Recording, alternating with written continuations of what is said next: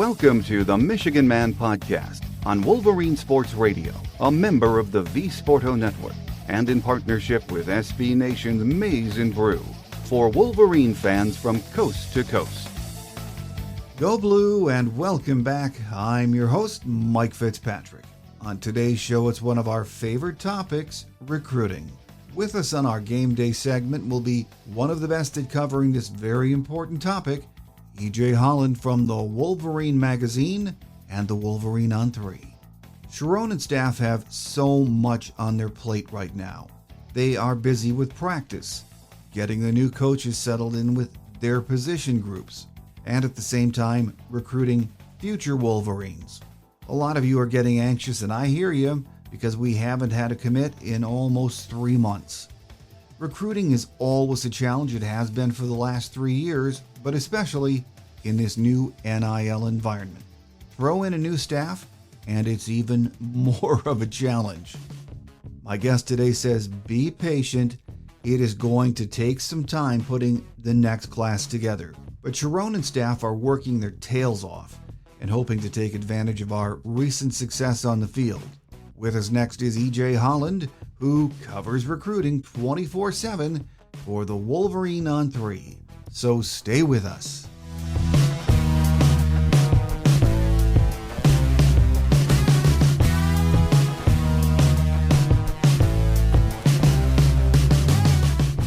Joining us on this week's show is EJ Holland from the Wolverine magazine and the Wolverine ON3. Great to have you back with us, EJ. Yeah, thanks for having me, Mike. I always appreciate it. Well, we know how busy it is in the recruiting world. So much to talk about in this very important cycle for Michigan. A lot of names, a lot of position groups we want to go over today. I wanted to start with a name that I've been hearing a lot of lately. I get a lot of questions about, and that's running back Marquise Davis from Cleveland Heights, Ohio. Now, most analysts, it's no secret, still see him as a heavy Ohio State lean, but Tony Alford has at least gotten his attention, hasn't he? Yeah, it definitely has. You know, coming over from Ohio State, there was already a pre-existing relationship there. So, you know, Tony Alford was able to put Ohio State in that position to begin with. You know, historically, Tony has been able to recruit well at Cleveland Heights. He's been able to win some recruiting battles there.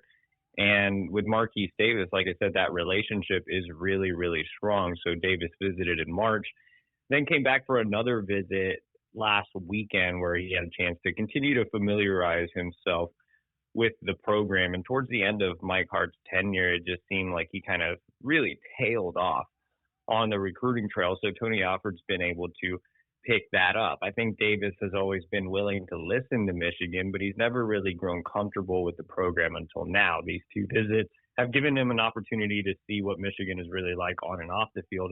And now he has a real bond with his, you know, potential position coach in Tony Alford. So, yeah, Michigan's building up the momentum here. I really like where the Wolverines stand. You know, Ohio State obviously had a change at running backs coach as well, losing Alford and, you know, replacing him with Lachlan from Oregon. But, you know, there was no pre-existing relationship between Davis and Lachlan. So that's opened the door for Michigan to really make a big move in this recruitment. Now, you do have some SEC schools involved here. Tennessee just hosted him for a visit this week. Kentucky has been pressing hard, and we'll get him in for an official visit.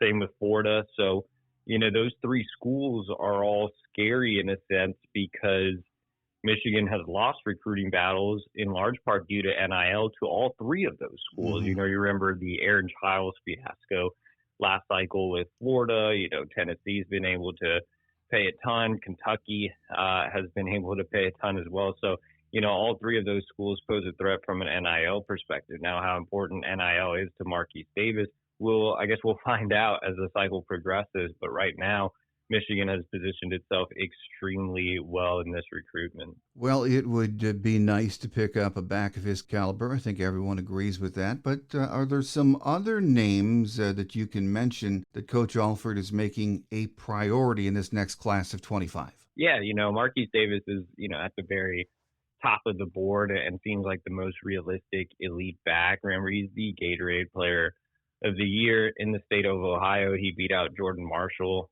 Michigan's prize possession from last cycle, for that award. And, I have Davis graded higher than I did Marshall, so he would be a fantastic land.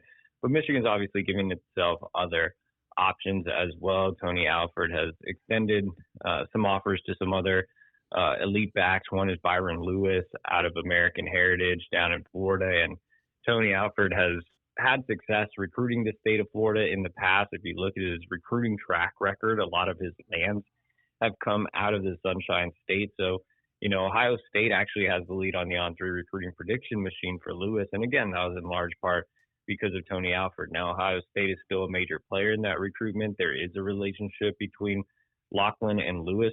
But, I think that Michigan can be a factor in that recruitment. Lewis recently told me that he's looking to get up to Michigan at some point next week. So if that visit happens, I think that's going to be a positive sign. Alford's already gotten another top 100 back on campus in Bo Jackson, also out of Ohio, like Davis. He's also considered an Ohio State lean. Again, that relationship is there with Tony Alford. And another top 100 back that made his way to campus was Jordan Davison.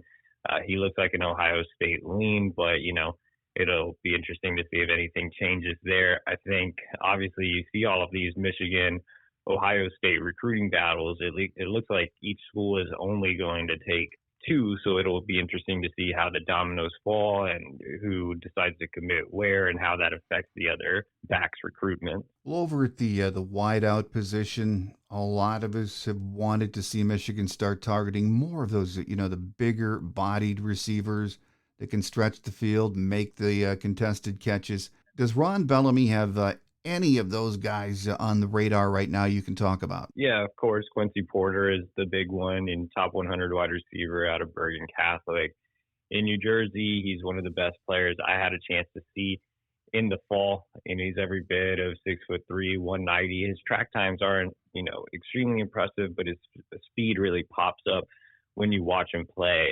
When I saw Bergen last year, they were matched up against Iona Prep, which is another pretty good team out in the Northeast. He absolutely torched them for 4 touchdowns. He's not only a big-bodied guy that can be a factor in the red zone, he can stretch the field. He can make plays over the middle. He can turn short passes into long gains. He kind of reminds me of Terrell Owens in that sense, that he's a big yards after catch guy. So, yeah, of course, you can use him as a big-bodied prospect. But if you're talking from a Michigan perspective, you think of guys like a Braylon Edwards. That's the type of level that Quincy Porter can be. I mean, he's an elite recruit, very close to 5-star status. And, Michigan, Ohio State, Penn State are all very, very high on his mind. And I think last weekend's visit, continued to help Michigan in that recruitment, but still kind of far away there. I think he's taking his time with the process. Outside of Quincy Porter, there are a few other options. Bellamy's recruiting a couple guys down in St. Louis that fit that mold, and Corey Sims and DJ Miller. I think if they miss on Porter, though, the guy that comes to mind immediately is Jacob Washington. He's another 6'3" kid, actually out of Louisiana, just visited last week. He attended the same school that Ron Bellamy attended in New Orleans, Archbishop Shaw. Very willing to leave the South, very articulate, high academic kid. I know, it's tough to pull talent out of Louisiana, but he fits the mold of what Michigan usually looks for in a student athlete, and that tie to Bellamy obviously helps. The multi-day visit impressed him and his family, so he's a 3-star prospect, definitely not as highly touted as Porter, but he's another big-bodied wide receiver that Bellamy is very high on. Well, at that wideout position, do you think in this class we're looking for at least 2, maybe 3 guys to bring in? Yeah, Michigan only brought in 2 wide receivers last cycle, in Amarion Stewart and Shane Goodwin, and both are more slot type. So, yeah, Michigan wants to bring in probably 3 wide receivers this cycle, including a big body. They are in on a few other high-profile wide receivers, one being Andrew Marsh from Texas. Marsh is a guy that, could play inside, outside, about 6'1", 180 pounds. He's been to Michigan twice in the past. The Wolverines are trying to get him on campus soon. He's a top 100 recruit. Michigan's looking to make things shake with Derek Meadows. We talked about big-bodied wide receivers. I didn't bring up Meadows, but he's another one, 6'6". He's from the same program as Micah Kapana from last cycle, who signed with Michigan. So Bishop Gorman in Las Vegas, powerhouse. Notre Dame considered a heavy favorite there, but Meadows is coming in for the spring game. So those are, two of the more elite level guys that Michigan's also in on. A prospect that I think Michigan is trending well with after this weekend is Taz Williams out of Texas. Michigan actually has the lead on the On3 recruiting prediction machine. He fits more of that slot type, kind of in the same mold as a Marion Stewart or a Samaj Morgan, in the sense that he has a thick build in his upper and lower halves. He's a guy you can put in the backfield in the slot, return kicks and punts, and he's originally from Pennsylvania, so not a true Texas kid. He actually moved later on in life. I believe when he was a freshman, he moved to Texas. So, it's not like he's going to be an impossible get from the state. I think that that's a very realistic pool. He wants to continue to make other visits. Texas A&M is a big threat as well, but I think Michigan's in a good spot there. And Bellamy has a connection in that recruitment. Williams' mentor, Margin Hooks, actually played with Bellamy in the NFL. So I think that'll help Michigan's chances with Taz Williams. Well, let's move it over to the offensive line and talk about some of the kids we're looking at there. I mean, Sherrone Moore is, I think, clearly going to swing for the fences in that group. And why shouldn't he, with Michigan's history of offensive linemen? The names we've heard mentioned most often are in-state. Avery, do you pronounce his name Gash? Yes, Gash. So I've heard a lot about Avery, of course, very close to campus. And then in the last few weeks, Andrew Babaloa, who's from Kansas, so from Sherrone Moore's area. Talk about those two kids and some of the other O-line prospects that Michigan has offered for 25. Yeah, starting off with Avery Gash, I mean, he's a guy that I think Michigan fans kind of expect to be in the class already. He's always been adamant about taking his recruitment into the summer, but I still wouldn't be surprised if Michigan gets it done sooner than expected. They've had him on campus multiple times this spring. He has a really strong relationship with both Sherrone Moore and Grant Newsome. He's a straight-up interior offensive lineman. I think he's just a really solid guard prospect. He's definitely one of the more important pieces just because he's a local guy, and the staff really values him in that tier 1 group. So, he hasn't committed yet, but I still feel really confident in my prediction for Michigan there. And with Andrew Babalola, I think obviously he's going to be a tough pull just being a 5-star prospect, but I think he's a realistic 5-star in the sense that his recruitment seems really wide open. The On3 recruiting prediction machine recently had Kansas State in the lead, which, is kind of I want to say laughable, but I don't want to disrespect Kansas State like that, I guess. But I think that he's a guy that if Michigan can land a 5-star offensive lineman this cycle, it would be Babalola. With that said, you never know how 5-star recruitments are going to shake out until official visit season rolls around. I do think Michigan will get an OV. I think this recent visit put the Wolverines right up there in contention. But, with 5-star recruits over the last couple of cycles, Michigan hasn't had much luck. So kind of wait and see with that one. But I do think Michigan is a true contender as opposed to a pretender. And I think another connection with Babalola that definitely helps is the fact that Sherrone Moore is from Kansas, and he went down there and saw him during the winter contact period. So personally being recruited by the head coach is going a long way. Some other names to mention that are at the around the top. There are several offensive line targets in general. The board is pretty large, but just to throw out a few names that are in that elite tier. Michigan needs a true tackle this cycle. I mentioned Babalola, but a lot of guys on the board are interior guys. Aside from Babalola, I think the next guy up there is Jack Lange out of Missouri, kind of in that St. Louis area. He's a guy that was considered a Notre Dame lean early on. Notre Dame's loaded up at tackles. They already have 3 committed. So the door's wide open with him. Nebraska and Michigan, I think, have emerged as 2 big contenders. He's set to come in for an OV in the summer and was on campus this spring. One of my personal favorites is Michael Carroll. On3 has him ranked as a top 100 recruit. He's an interior offensive lineman out of Pennsylvania with some tackle flexibility. I like him more so than Gash just because he does offer more of that ability to kick outside if you need him to. Right now, I think Michigan and Alabama are the schools that have really emerged there. Clemson's also high on his list. He is a Penn State legacy, so that's another school to keep an eye on. But I think Michigan, if I were to, name a leader for Carroll right now, I would go with Michigan, and he would be an absolutely, massive land. And a prospect that has been really moving up the board that I think Michigan can really land is Hardy Watts. He's a guy that can, another guy that's listed as an interior offensive lineman that has some tackle flexibility. I think Michigan, Penn State, Clemson are the schools to watch in that recruitment, but the Wolverines did a fantastic job on his unofficial this spring, and we'll get him back for an OV in June. As far as the numbers go on that offensive line group, do you think it's a minimum 5 we're looking for this year, or maybe even more if we can land some really high-end prospects? No, I actually think they're going to turn some guys away. There was talk that they may only take 3. I think it'll end up being 4, but they're not allocating a lot of numbers there. And also you have to keep in mind that a large majority of the offensive line guys on the board are interior guys. It's not a particularly strong year nationally at the tackle position, so they don't want to necessarily load up on only interiors. Well, at the tight end position, Michigan already has a commit from Eli Owens. He's from Alcoa, Tennessee, but we're also in on Andrew Olish from Pennsylvania, Xavier Newsome out of Detroit, who also is listed as an edge. And then a name we've heard a lot of over the last year, Bear Tenney.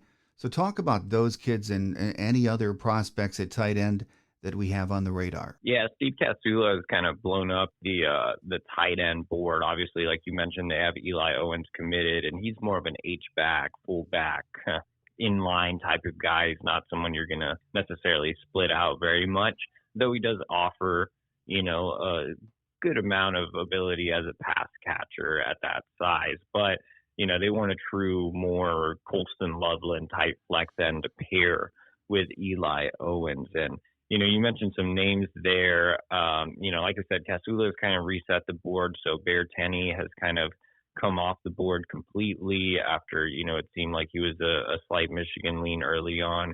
Xavier Newsome is being recruited more as an edge and has kind of fallen off the board completely as well on that side of the ball.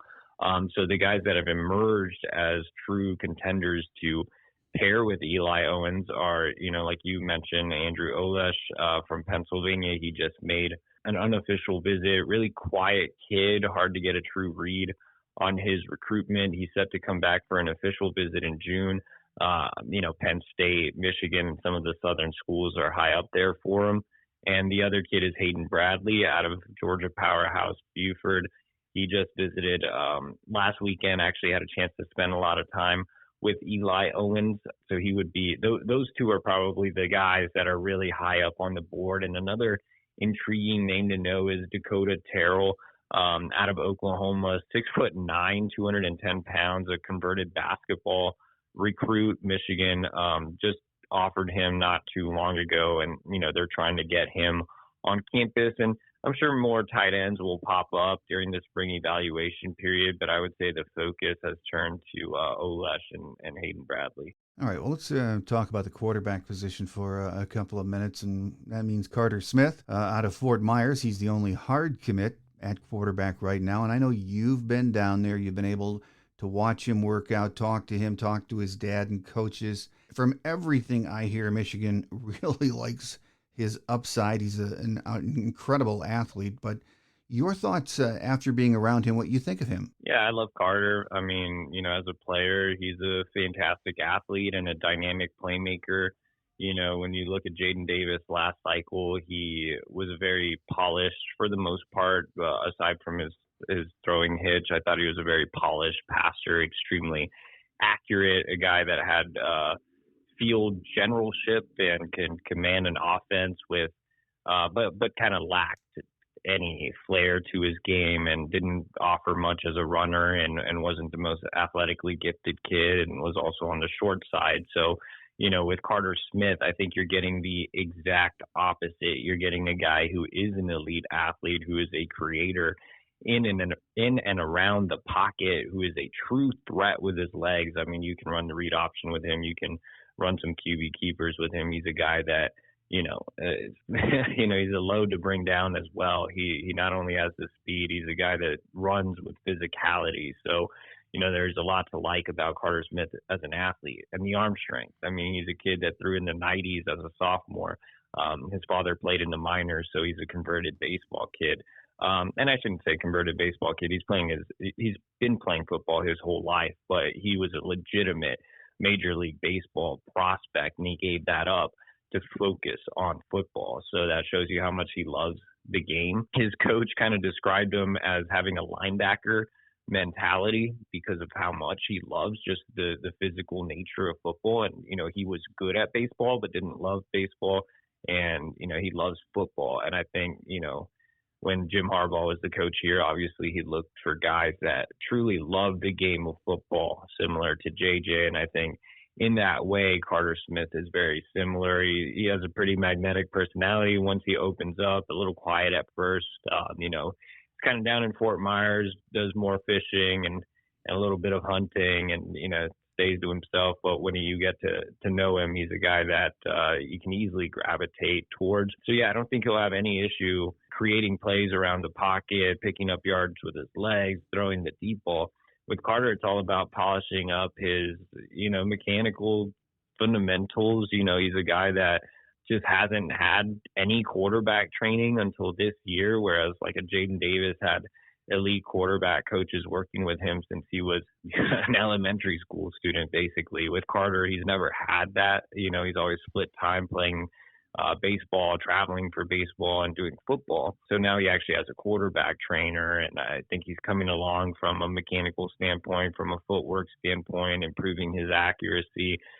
So Carter still has a long way to go as a pure passer, but the upside is absolutely tremendous. And like I said, I think he's a great kid, and he'll be back on campus for the spring game to help the Wolverines recruit. Well, at this point, do you see Michigan just sticking with him as the only quarterback in this class, or is this a year we try to bring in two? Yeah, that was a discussion a little earlier in the cycle, but as of right now, it looks like they're all in on Carter Smith. Moving over to the defensive side, let's talk about some edge prospects. Again, if you're an edge guy, you've got to like what Michigan has done at that position in recent years. On the top of on 300 guys, we're in on Willie Fletcher from Detroit Martin Luther King. But I don't see any of the other top guys showing Michigan interest. So what's going on with that edge group? Yeah, it's tough for not just the edge group, the entire defensive line. You've had 3 defensive line coaches in the last 3 months, basically. You moved on from Mike Elston to Greg Scruggs, who obviously had a really weird situation and is no longer on staff. And now you bring in Lou Esposito. And with Lou Esposito, you have to keep in mind this is a guy that was just at Memphis, so he didn't have any pre-existing relationships. It's not like he was recruiting Michigan caliber guys at Memphis. So he's had to quickly make calls and try to build relationships with both defensive line and edge recruits. You lost your kind of on campus edge recruiter in Dylan Roney, who's now on Jim Harbaugh's staff with the Los Angeles Chargers. So, it's kind of edge recruiting, defensive line recruiting has been in a bit of a holding pattern. There's some guys that Esposito has already reached out to. Nathaniel Marshall out of Chicagoland is a kid very high on the edge board.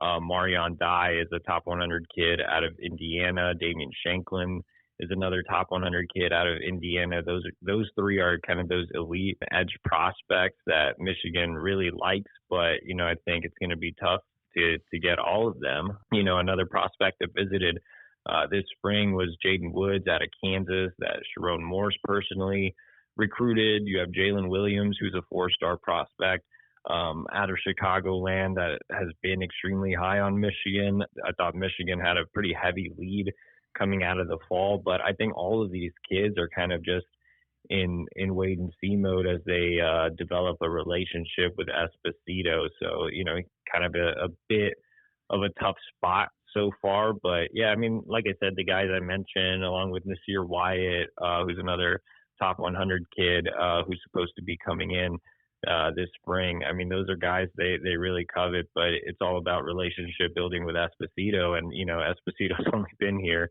less than 2 weeks basically. So it's kind of a tough situation for edge and defensive line. As far as the interior defensive line, Bobby Kanka from Howell is the only hard commit. So as you said, with the edge group, with the interior defensive line, it's going to be a lot of hard work, isn't it? Yeah, Esposito has to build relationships, but he also has to reset the board as well. Wink Martindale did a good job of, identifying some guys to make top targets in that interior defensive line.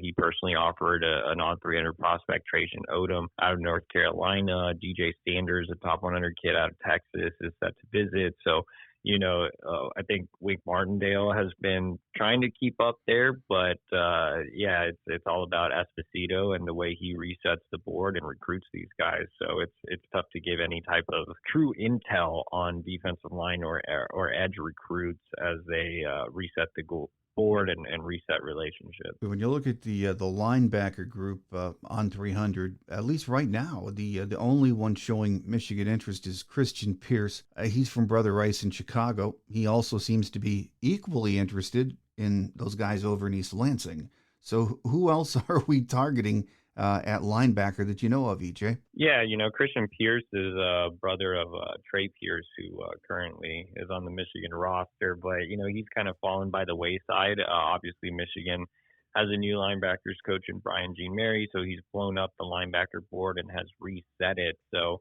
right now, the guys that are at the very top of his list, one is Elijah Melendez, on 300 prospect out of Florida. He's currently committed to Miami, but he is set to make a Michigan visit this weekend.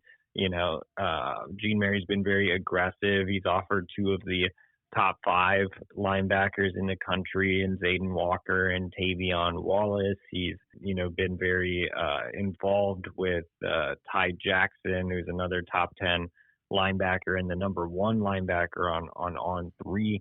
So, I think that he's shooting for the elite guys, but he's also working on some of the pre-existing targets. One is Kamar Archie, on 300 linebacker out of the Hun School in New Jersey, same school that produced 2024 signee Owen Wafel. He's set to come in for the spring game. And then an underrated prospect that Jean Mary seems to be very high on is Chase Taylor out of Georgia, who visited earlier this spring and is set to come back for an OV in June. But, kind of like defensive line in a sense, it's a reset of the board, a reset of relationships, and it is dependent on which guys make it to campus. And I guess we can say the same thing about the secondary. Lamar Morgan, again, another of the new coaches, has to build relationships and see who's out there. But who has he reached out to that he's impressed with so far? Yeah, definitely. So, Jean Mary was a guy that had pre-existing relationships. He was recruiting Michigan caliber kids at Tennessee. That,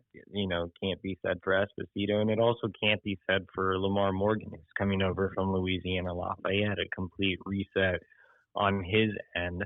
Some guys that have popped out as priority targets for Morgan, who's, by the way, he's done a fantastic job of keeping in contact with a lot of these guys and hitting the ground running and being very aggressive. And he had a pre-existing friendship and working relationship with former Michigan defensive coordinator Jesse Minter, and I'm sure Minter kind of assisted with that. So Lamar Morgan's been able to identify some of his guys, but also get Michigan right back in the thick of things with some of the elite guys. I think right now, the guys that have emerged as tier 1 prospects for Lamar Morgan are Alex Graham. He's an on 300 cornerback / safety out of IMG Academy by way of Cass Tech. So he's originally a Detroit kid. His mother attended Michigan, and I think the Wolverines are still in a really good spot for Alex Graham. Jadon Blair, top 100 safety out of North Carolina, just visited recently.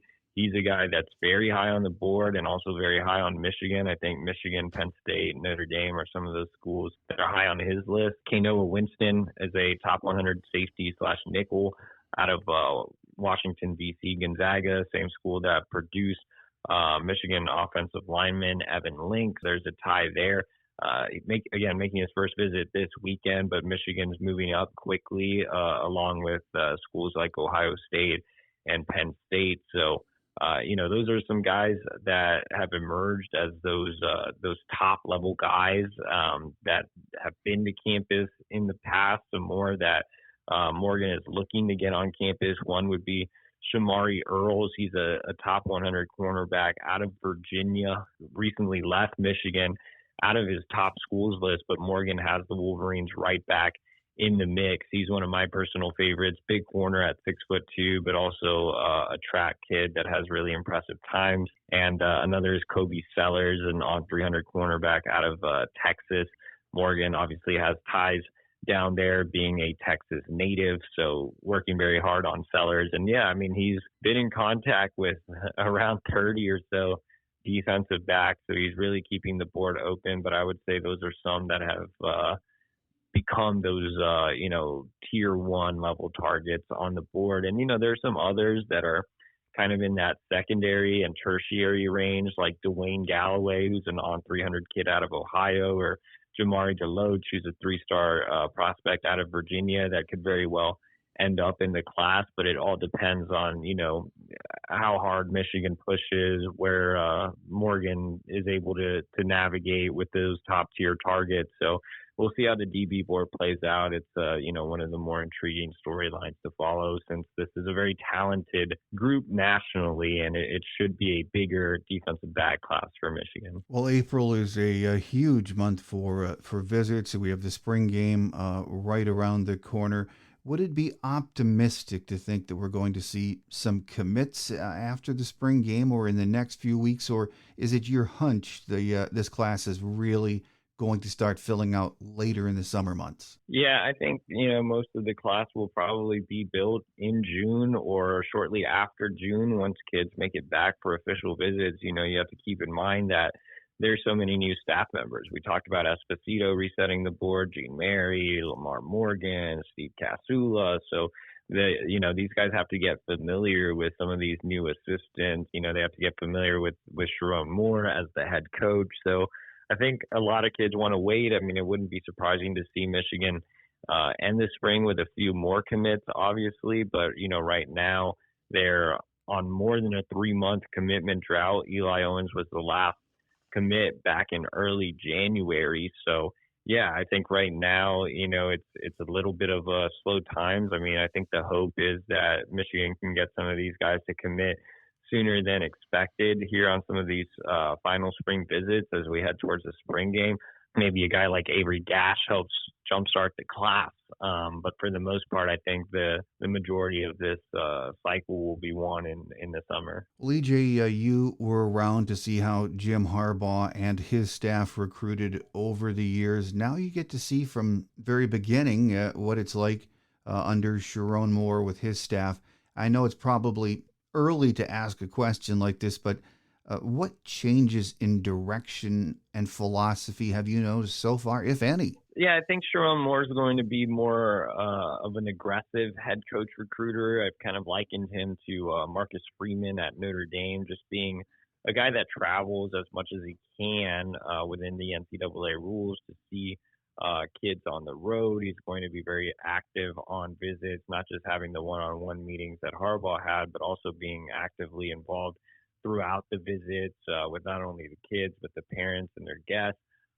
He's expanded the recruiting department and reshuffled and reassigned some people. He's, obviously brought in a staff that, there might lack some Power 5 experience with guys like Casula and Esposito and Morgan, but they're guys that, are obviously going to work their tails off on the recruiting trail. So I think with Sherrone Moore, it's just about being more aggressive. The philosophy can work, but I think at the end of the day, in order for Michigan to have the most success it possibly can, there needs to be an NIL recruiting game plan, which has not been put into place, but we'll see if Moore is able to help make that happen. Well, final question before we let you get away, and that NIL thing is in the question. One of the changes that I think a lot of us are excited about that have been around Michigan football for a long time is Sean McGee being named general manager, overseeing all aspects of recruiting and player personnel departments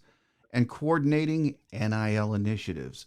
Now, can Sean have an instant impact in that position, or is it going to take time to get those things going, especially on the NIL front? Well, normally I would say it would have to take some time, but you don't have much time. We're fully into the NIL era, whether, we like it or not. It is the NIL era.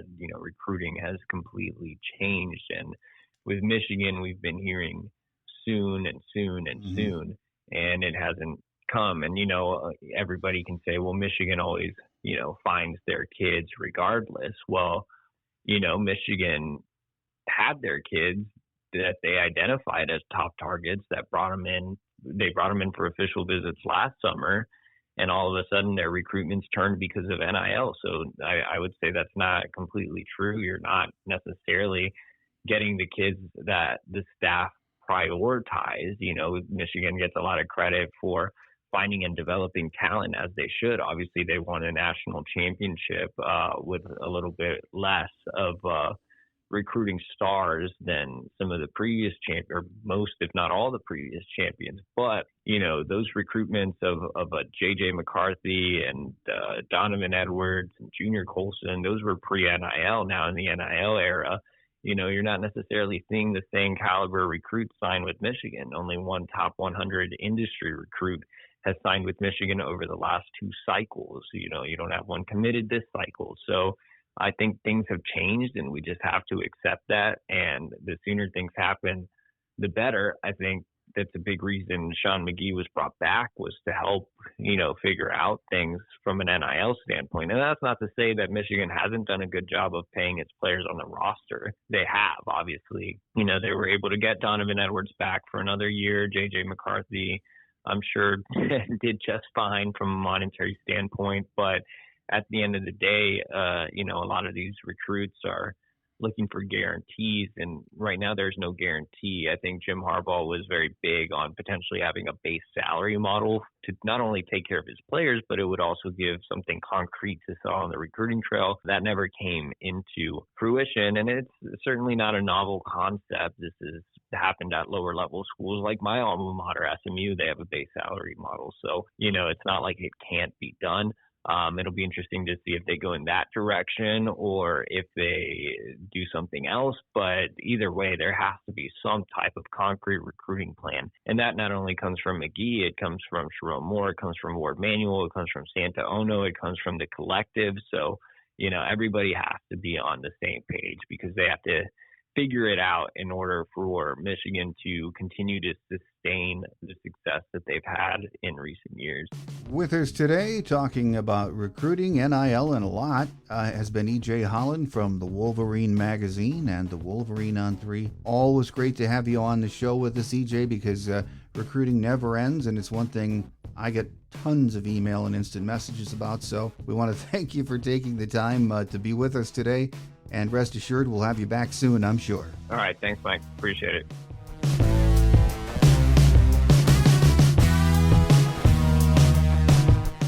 On Quick Hits today, hockey lost in the Frozen Four last night 4-0 to Boston College. It was an interesting game to watch. Michigan came out and forced the action, but were up against one of the most elite lines in college hockey and a red-hot goaltender. You can blame a couple of goals on Michigan mistakes, but to be fair, some of those mistakes were forced by a very talented Boston team. In the end, it just wasn't our night. Hats off to Coach Brandon Naurato and his team for getting the most out of his young talent and for an exciting season. Now we have to wait and see how many of these talented youngsters are heading to the NHL or coming back for another try, so we shall see. Dusty May is busy with his new staff and is, according to everyone that covers the program, working at a feverish pace. He is still looking to the portal to shore up the lineup, recruiting at high speed and telling us it's possible for this year's team to be very good. Hopefully very soon we'll dedicate a show to Michigan basketball and get caught up on all the positive vibes around the program. That will be after spring football, I'm afraid. Due to high winds and inclement weather, Friday's series opener for softball against Iowa has been postponed and will be played as part of a 1 p.m. doubleheader on Saturday. The series finale, scheduled for Sunday, has also been moved to a noon start. We are 26-14 overall, 7-3 in Big Ten play heading into this weekend.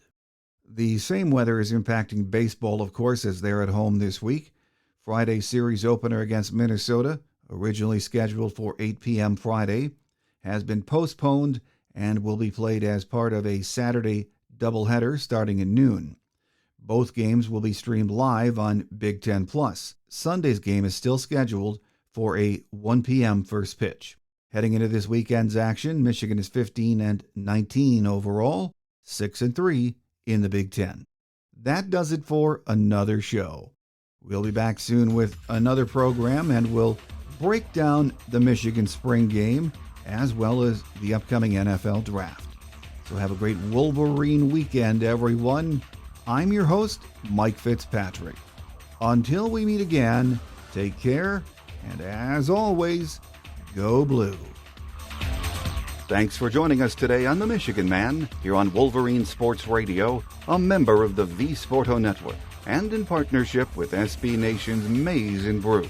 Our listener lines are open 24/7 for your calls at 313-263-4842. That's 313-263-4842. Or email us at themichiganmanpodcast@yahoo.com. That's themichiganmanpodcast@yahoo.com. The Michigan Man Podcast is produced at the studios of Robin Lynn Productions, Allen Park, Michigan, and is not affiliated with the University of Michigan. Go Blue!